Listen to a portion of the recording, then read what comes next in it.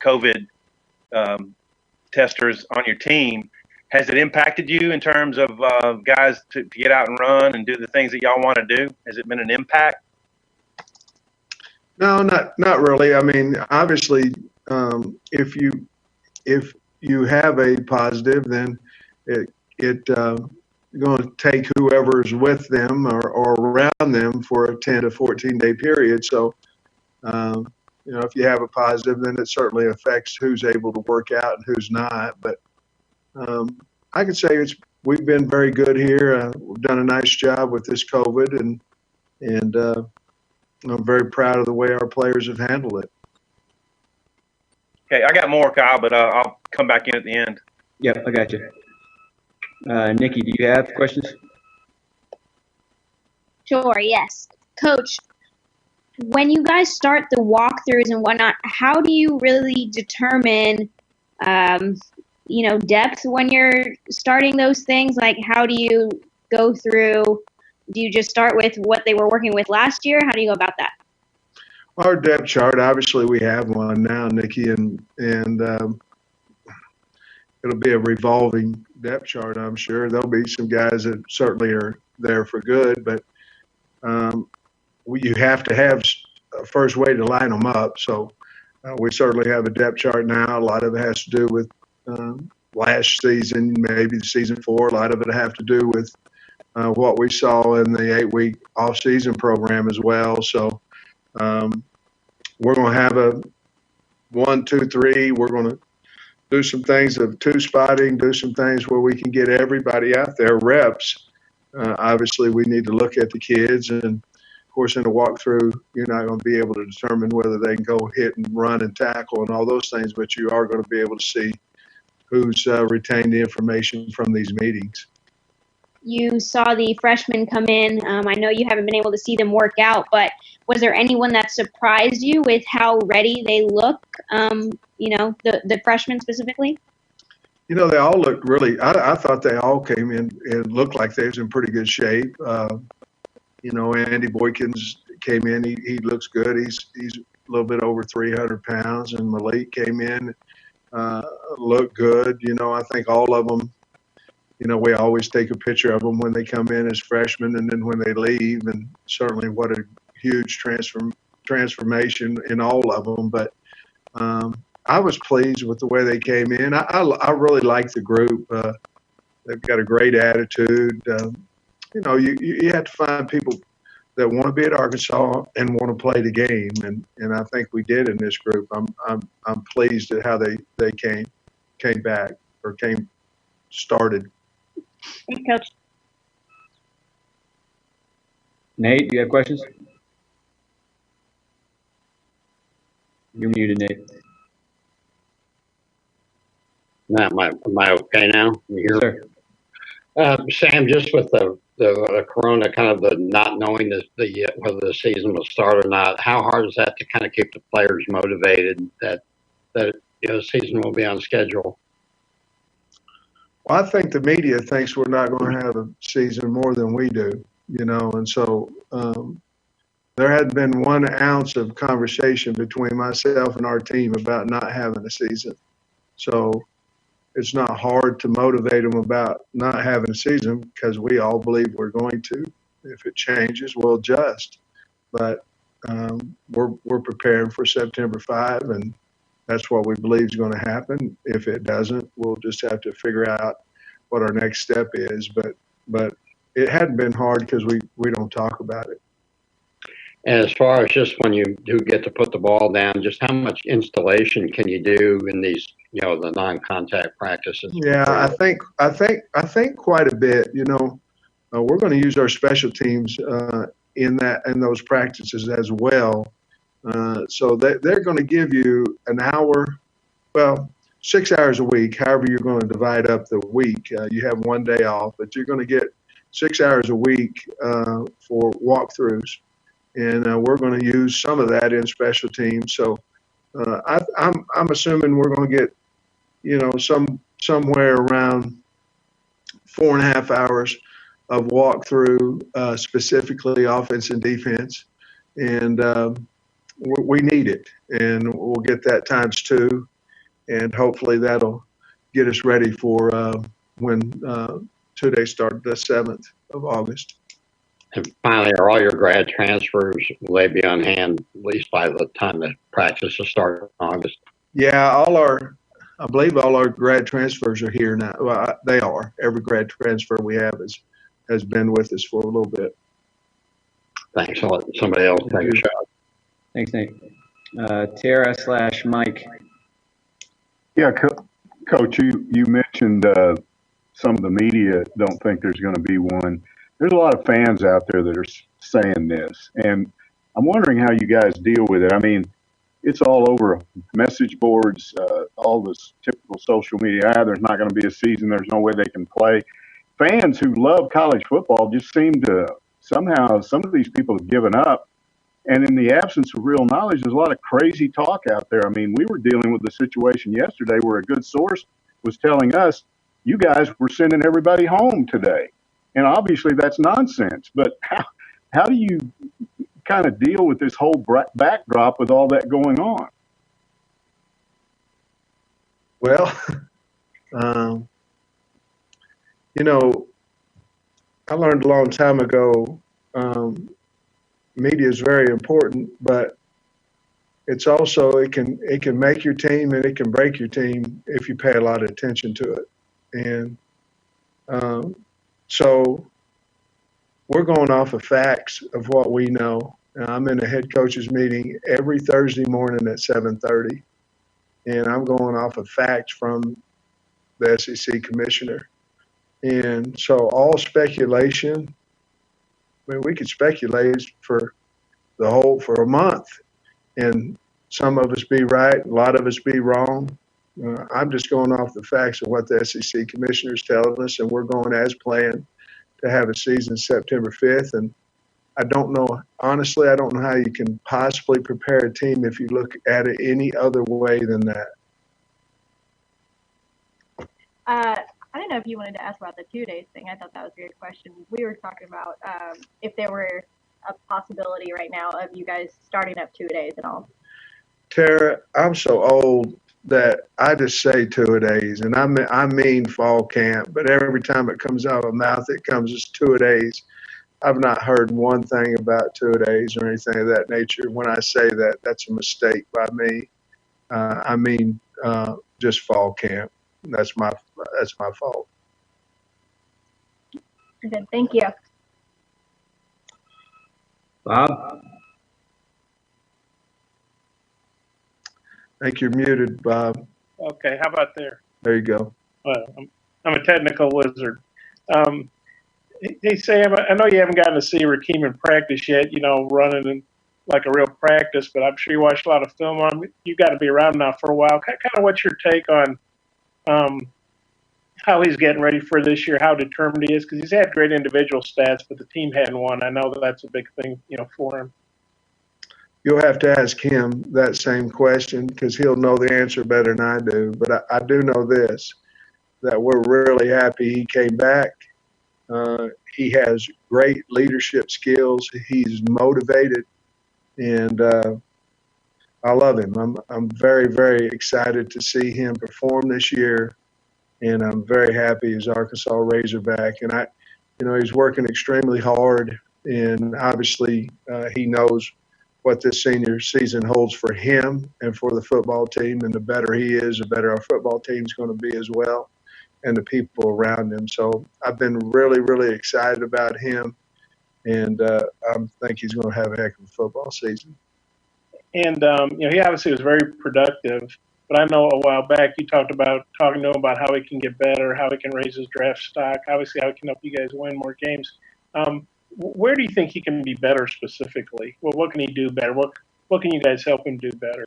Well, I think we answered this before, but he obviously is a dynamic runner, very powerful. Understand, he can see the field out. His outstanding vision.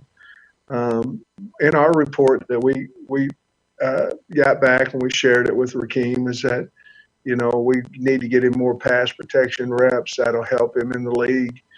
We need to get him the ball out of the backfield. so he can catch out of the backfield. Those are things that are in our offense, certainly. And the better he is at those, the higher his draft stock's going to become. Okay, yeah, I got a few more if you have time, so I'll let All right, Bob. Hutch?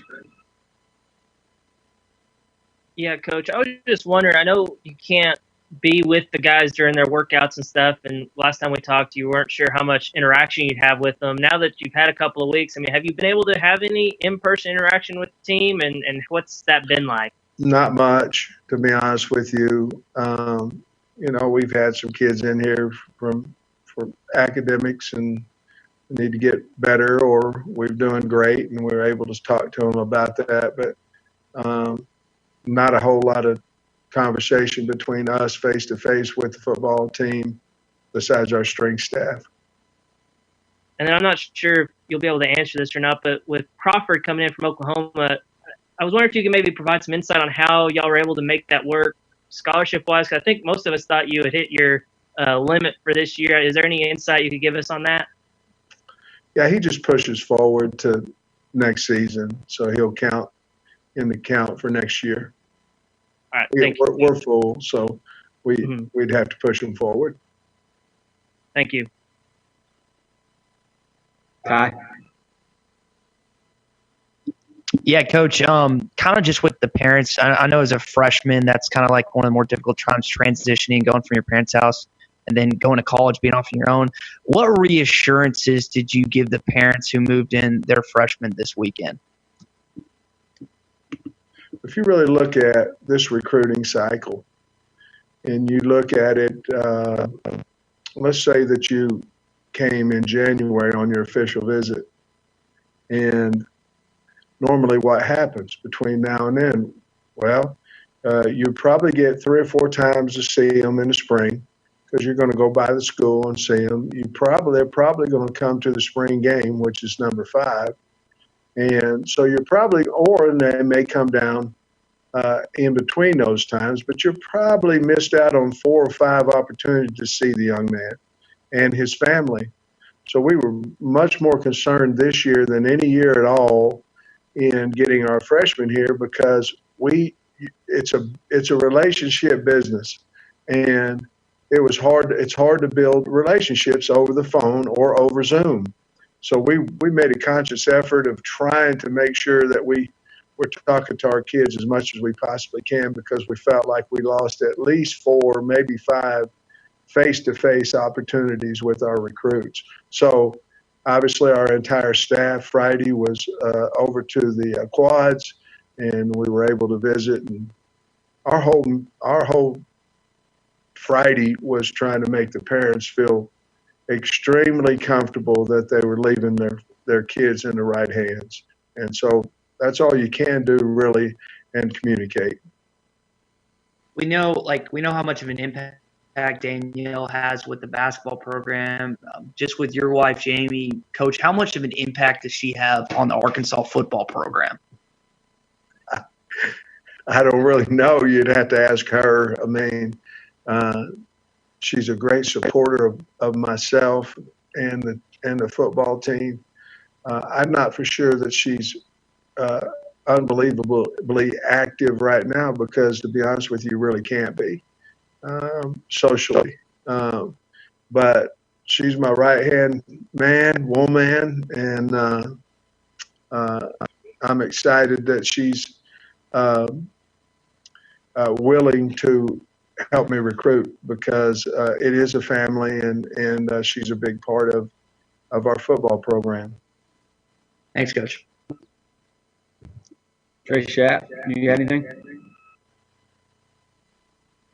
Yeah, Coach. Obviously, leading up to September 5th, you've got a plan of attack. If all of a sudden you get word that, okay, we're not going to start September 5th, do you have multiple plans that you would work through, and how would that work? I think that's the biggest concern is the what ifs. You know, what if this happens? What if you get, pushed back 2 weeks? What if all those type things, and that's always a constant communication between myself, Coach Walker, and our 3 coordinators. We're talking about that all the time. We just had a meeting yesterday about our plan, and then, okay, let's say that they give us another week. Are we comfortable with exactly what we're doing now, or do we need to change it up for the kids? We're not in the time-consuming business. We're in the winning business. And so we're not trying to have our kids here because the NCAA says you can have them here. If we're going to have them here and have them in meetings, we need to be diversified enough in our meetings that we're keeping their attention that we can go win football games. That's it. Thanks, Coach. Thank you. All right, let's start working our way back around the room here. We've probably got 8-10 minutes left with Coach here before we get to Rakeem and Monteric. Trey Biddy, you got anything?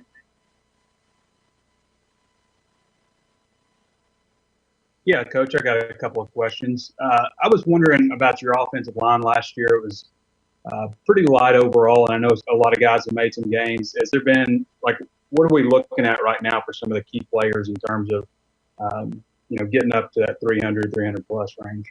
Well, we're big right now, Trey. You won't believe it, but we got a pretty good sized offensive line. I mean, they came back. I can say this: their mamas must be really good at cooking, because when they left and they came back, and it was quality weight. But right now, I'm very pleased with the size of our offensive line. Obviously, I like big, and we're certainly going to continue to try to get bigger. But the kids that we have certainly have done that. And Jamil's, Coach Walker has put an emphasis on that. Maybe not quite running as much as the bigs as much as we normally would at this point, but we're, to me, bigger's better as long as you can move, and that's what we're trying to get done right now. But I've been really pleased with the size, the way the guys came back, Trey. Now, I wanted to ask you maybe if you could give us an example maybe of one guy that you asked to add weight that added a lot, or maybe a couple, and maybe somebody that you asked to trim up. Well, Myron Cunningham was about 285, 287, and he's about 319 now. So he needed it. I mean, it's hard to set the bull when you don't have enough butt to set it with, and so he needed it. And I had a nice conversation with him, and I think he's going to have a nice season, but he worked hard at gaining that weight and staying in shape. Thanks, Coach. You're welcome. Tom? Okay. Yes. We're going to talk to Buster Brown here in a minute, and just any thoughts you have on what you've seen of him, what you've heard back from Jamil Walker and the strength coaches on what type of player he's developing into, because he's gotten better each year he's been here. Well, Again, I'm so happy he's on the football team. I mean, Buster Brown is a great kid and works his tail off. He had a little bit of an injury back in, I don't know, January, and the next day he was ready to go. He loves the game of football, and I'm glad that you guys are going to be able to talk to him and Rakeem, because those guys are great ambassadors for our football team. He's a hard worker, a guy that you can count on. He's loyal. You can trust him. And therefore, that's why I asked you guys to talk to him today, because I think he's a special person. Okay, and then just in reports you've gotten back, every team kind of takes on its own identity, but guys who have maybe risen above the position they held before in terms of leadership, in terms of being at the front of the line, rallying the guys, just what you've heard. That's a great question, and I hate not to answer it because it's such a good question, but I don't know the answer. I mean, we truly are in our own little world over here. We're in a little bit different bubble over here than what they are in the strength program, and it's voluntary, so you're supposed to voluntarily not ask questions about it. So we've been trying to stay true to the rules. So I wish we could answer that question, but we can't. Thanks, Tom. Mike? You know, I think some of the fans were frustrated with that news that came out, like with LSU, were supposedly like 18 or 20 players, and they traced it back to some nightclubs out off the campus. And the latest CDC guidelines basically indicate that this thing is spreading among young people, largely indoors, close contact. That's one thing for the average, college student, but obviously your players need to avoid that. But how realistic is it for you to talk to your players and convince them not to do that, knowing that they're the age in which that's what guys do? How hard is that, and how realistic is it to expect them to, in the final analysis, when you're not around, listen to you? Well, if they want to have a football season, it's realistic to ask them to stay away from people. I mean, but I mean, they're young. I mean, they like to, just like we do. We like to be around people and things of that nature. It's not only going out; it's in your dormitory. I mean, when you're around your roommates, it's all those things about wearing a mask. Tell you what's happened. We have gotten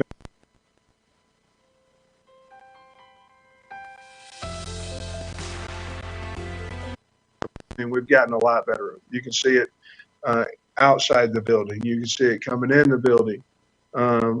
We the education has worked, but to sit here and say 4th of July, I mean, come on. You're either going to say we trust you to be as social distancing as you can, or you're going to say you can't go anywhere, including any place out of your apartment. I mean, you can't do that. And so we choose to believe that, what's the difference in the 4th and last weekend? I mean, the kids are off. And so we choose to trust and believe in our team and that they're grown men, because otherwise I think that's the way you should do, and B, it'd wear you out. It'd wear you totally out if you were worried whether they had their mask on at a restaurant or not. I mean, it'd wear you out. One more. We have a person here. We're two television stations, NBC and Fox, and we've got somebody that deals with the networks and programming, things like that.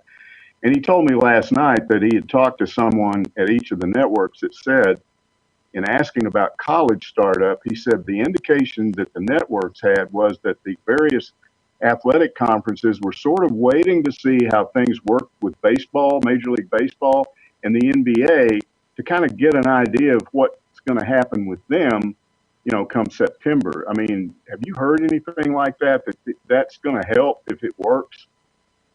Well, I say this, any professional sport or even a college sport that would start up before us, whether obviously it's NBA and Major League Baseball, we're going to be able to get some information on what they did right and what they did wrong. And the better, obviously, that it goes, certainly the better opportunity we'll have to get out there on time. So there will be information from Major League Baseball and NBA, how they're doing things and how we can do it if it's good, just like them, and better if they're having some problems. Thank you. Thanks, Mike. All right, Bob, wrap us up with a couple here.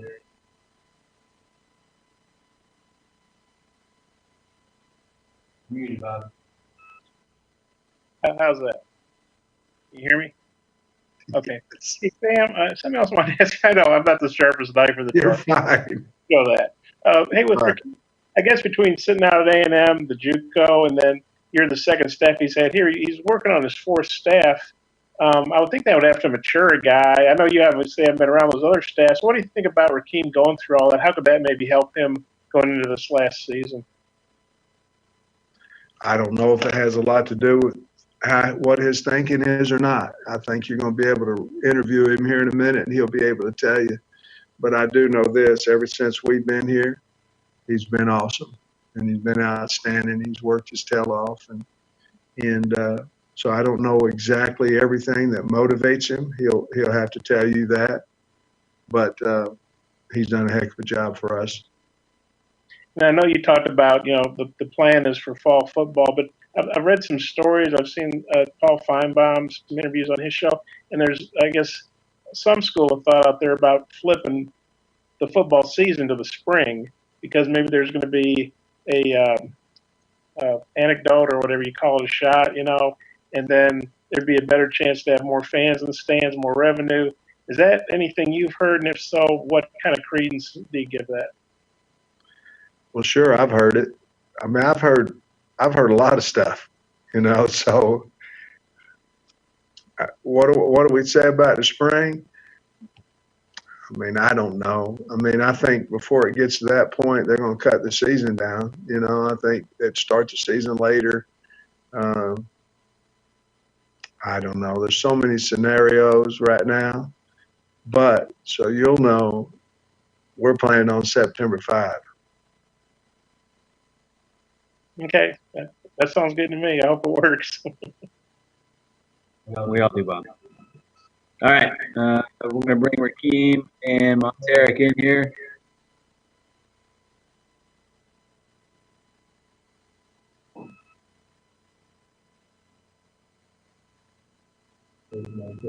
There's Buster. And there is Rakeem. All right. Hey, am I done? Yes, sir. You guys all know these two guys, I'm sure. Do some You're on mute right now, Coach. All right. Let's get this rolling.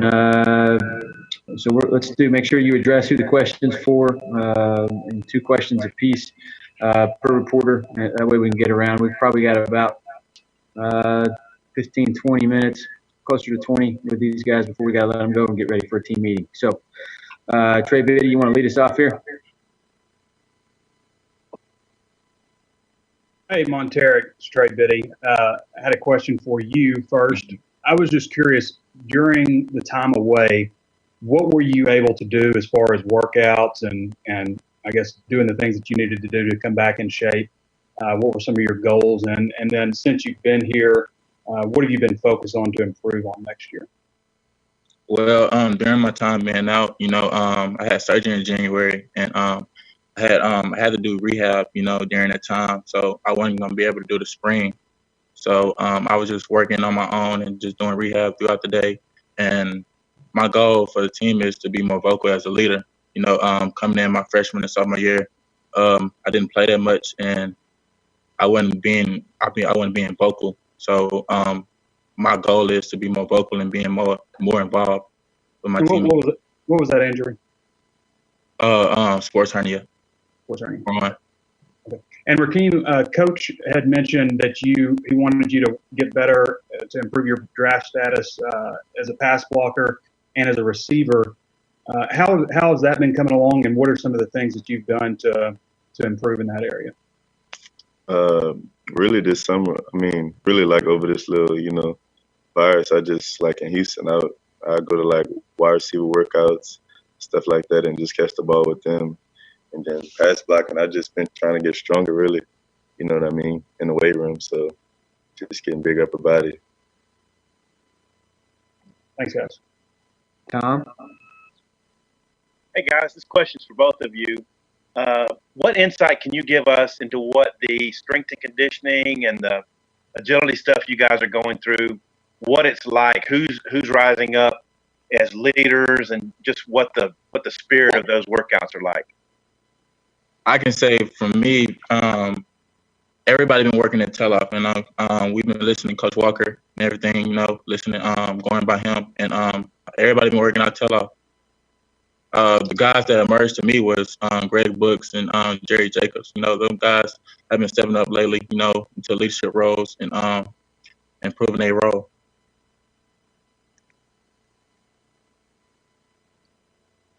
Yeah, Rakeem, if you could address that as well, please. Okay. I mean, really, just a lot of guys coming together. You know what I mean? Just a lot of teams not working out during this time, and we one of the teams that's believing we're gonna have a season and we're gonna get it on. I mean, there's a ton of guys been stepping up. John Stephen Jones, D.D. Edwards, Simeon Blair. I mean, guys like that just been at it every day, steady. You know what I mean? So those guys. I look at those guys. Those guys push me to go harder. So. Okay, and my final question is also for both of you. You guys are both in an age group that's young and healthy and vibrant. How difficult has COVID been for you guys at staying away from people, social distancing? How well have you done it? We done it very well. We listen to Coach Pittman and what he has to say. Social distance every day. Making sure we have our mask on and staying away from a large group of people. It spreads quickly, so we just following what Coach Pittman says. Yeah, and I mean, keeping your hands clean and your mask on, really just, being clean. So, I mean, like the workouts, I mean, we wear a mask in there. I mean, 6 feet apart. I mean, we get it in, you know what I mean? Thanks, guys. See, Nikki. Hey, Monteric, how do you feel about what your role is going to be? You mentioned Greg Brooks and Jerry Jacobs. Like, where do you see yourself fitting? Do you think you'll hold down that spot at corner like last season? Of course, that's always my mindset. My mindset is to dominate and handle my position. Making sure I do what I have to do. So yeah. And Rakeem, just how do you feel physically? How do you feel like you did achieving the goals that you set for yourself when you were back at home? Say that again. How do you feel physically, and how do you feel like you achieved the goals that you set for yourself when you were back home? I feel, honestly, this is probably the best I've ever felt. You know what I mean? Honestly, this Corona time is good for me. You know what I mean? Because I never had really an off season to really like work out and stuff like that. So I've been having time really to just work on my body and get myself healthy for the season because this is my last one. Thanks, y'all. Bob? Hey, am I unmuted this time? We hear you, Bob, loud and clear. Better at this. Hey, Rakeem, I was thinking about this. I know you didn't play at A&M, but you were there with the staff. You had a JUCO staff. This is your second Arkansas staff. So, we're staffs in 5 years, but you seem like you're rolling with the punches pretty well. What's that been like, and how do you think that's helped mature you? Just what are your thoughts on that? I mean, I thought about that actually the other day. I mean, it helps out a lot because I mean, I've learned a lot from Sumlin. I've learned a lot from just Coach Brown. I mean, Pittman, he's already been here, even Chad Morris, you know what I mean? Just from that standpoint. I mean, I've learned a lot in every single category. So it's been a struggle, but it's also been a blessing on top of it because, you learn from what each coach got to offer and what he's about. You know what I mean? And for Monteric, you've obviously played a lot of great running backs in the SEC. Mm-hmm. I know you don't tackle Rakeem in practice, at least I hope you don't do anything to hurt him. But what do you think about him? Where does he fit in the group of running backs in this conference? What kind of season are you expecting from Rakeem? I mean, I'm expecting an incredible season. Rakeem the best running back in the conference to me, so I'm expecting great things for him. Well, what about his game impresses you? His speed. Rakeem is fast. A lot of people don't really think Rakeem's that fast, but Rakeem's very fast, and it'll surprise you and sneak up on you. I think he's fast. So anyway, but thanks, guys. Yeah. First day back, Bob. You and Rakeem, we're going to line it up 40 yards. Sarah, Mike? Just give me a 10-minute head start. You might win that one. Mike? Okay. This is for both of you guys. A couple of weeks ago, these stories started breaking on ESPN and other places about, 22 players at Clemson tested positive. I think there was almost a third of LSU's teams. At one team they said was quarantined because they'd been out to these bars on some Dixon Street type place in Baton Rouge. Did you guys know about all that, and did it have an impact on you? Kind of sobering thing where you go, whoa, we got to be careful. I mean, not really, because I've talked to a couple of players. I mean, like at Alabama, because Waddle's from Houston. You know what I mean? So I've talked to players like that. I mean, they're not at the school, but I mean, I think it's just, I don't know. I think that's just crazy. It's that many people has the coronavirus. You know what I mean? Something's not right, because I mean, obviously we're doing something right over here. You know?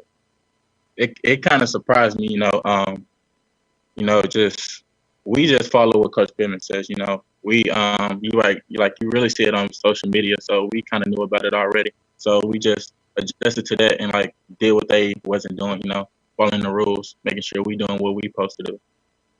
And this is kind of a version of the same question, which is there are people that basically say you can't, no matter what you say to a 20-year-old football player, you can't really get through to them that they got to just stay in their room. They've got to stay away from people, that it's unrealistic to expect that. So no matter what you interact with Coach Pittman and what he says, there's going to come that time when he's not around and you're making a decision. So how hard is it on each of you to really live up to these kind of guidelines and self-police yourself? It's not hard at all. I mean, like Coach Pittman said, if you want a season, then you're gonna abide by those rules and follow those rules. So, I mean, if you want to have a season, so we follow the rules, And I mean, also, if you want to live, you know what I mean, for your own good, you know what I mean. So that would help out a lot, just staying inside. And I mean, I done got into games now. I done bought a whole Xbox, so it's a lot different. And then I just had a quick one for Rakeem. When you were back home, you were working out with Justin Allen. How did you two meet, and exactly how did that time help get you ready for voluntary workouts and stuff? Really? So I've been knowing Justin Allen for a long time. You know what I mean? Like even before A&M, and we've just been in contact through social media. And one day we finally met, because I think he was best friends with the guy that was on Last Chance a long time ago. One of those guys. So, and then ever since I got back in Houston, I've just been training with him and working on different stuff every day. And so I know I needed to get in shape. So I was like, okay, let me come back in shape and be ready. So good. Thank you. Nate? Yeah, Monteric, as far as last year's defense, I mean, your two most terrible players were a game and Scuda, and they're gone. How are you going to be a better defense without those guys and people replacing them? Well, we got a lot of freshmen coming in. Thanks to Coach Pittman and his staff for recruiting a great class. We got freshmen in that got a chance to play early. We got they get a chance to play those big roles. So I'm ready to see those freshmen come out. And Rakeem, the question I have for you is the offensive line that Sam talked about. Do you really notice a difference in their size, and anybody in particular? You mentioned Cunningham. Anybody else that stood out as far as the offensive line? those, like I say, those are my guys up front. So I've been here for 2 years. I mean, it switches every year. I mean, this year, this is probably the best they've ever looked and look in shape, and they've communicated. We got workouts. The whole group's together, game plan. You know what I mean? So as a running back, when you see something like that, you're like, you can't do nothing but smile, because you know what's going to happen during the season. So those guys are in shape. I'm very proud of them. That's probably the most impressive group right now. Anyone individual stood out to you at all of that line? Myron, I say them in the O-line. I mean, the O-line and the DBs have been hard-working groups. Thanks. Ty?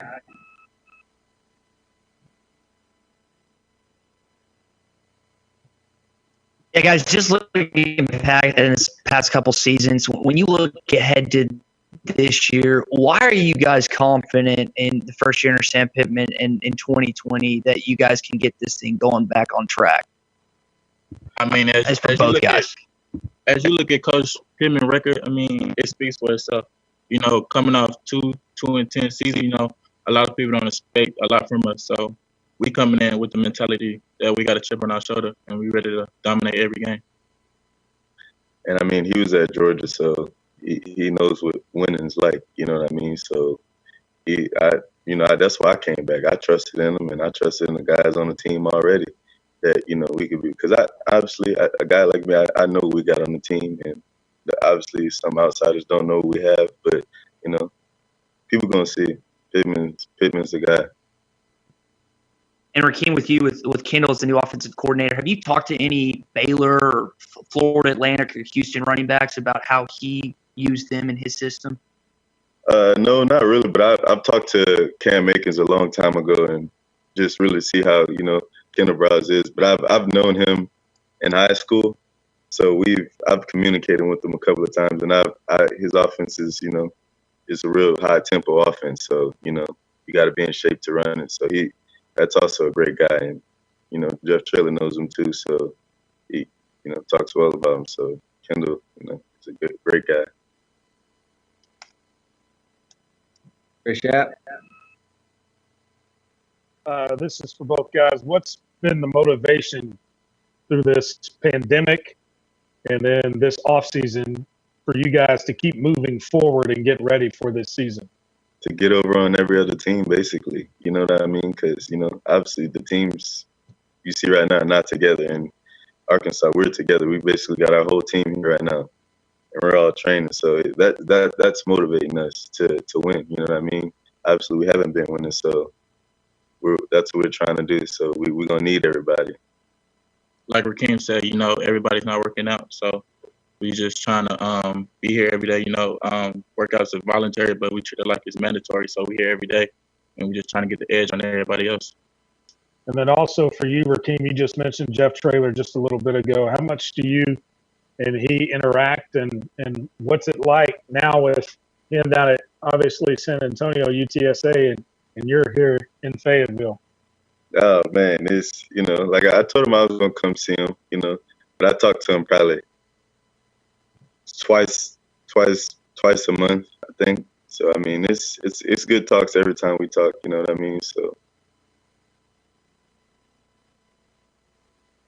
We got 5-6 minutes left here. Trey Biddy, got a couple more, you said?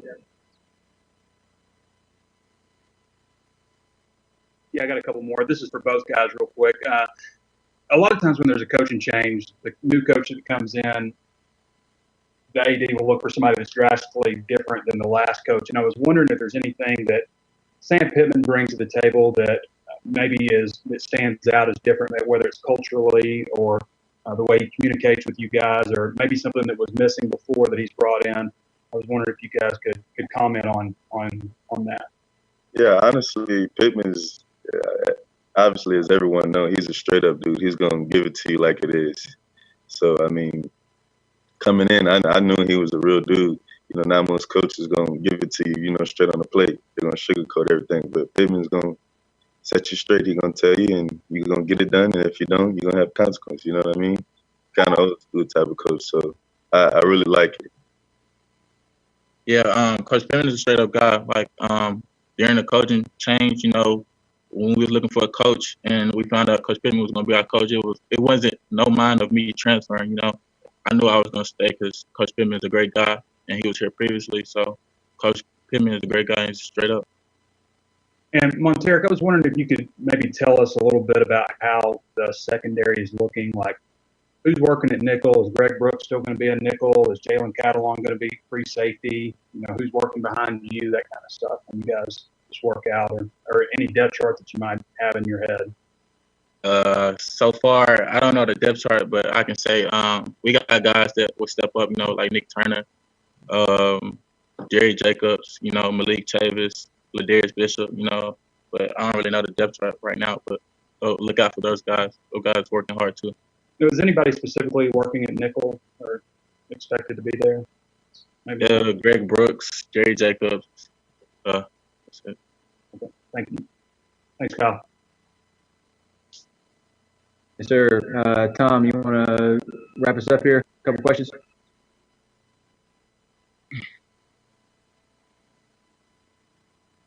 You're on mute, Tom. I do have one more question.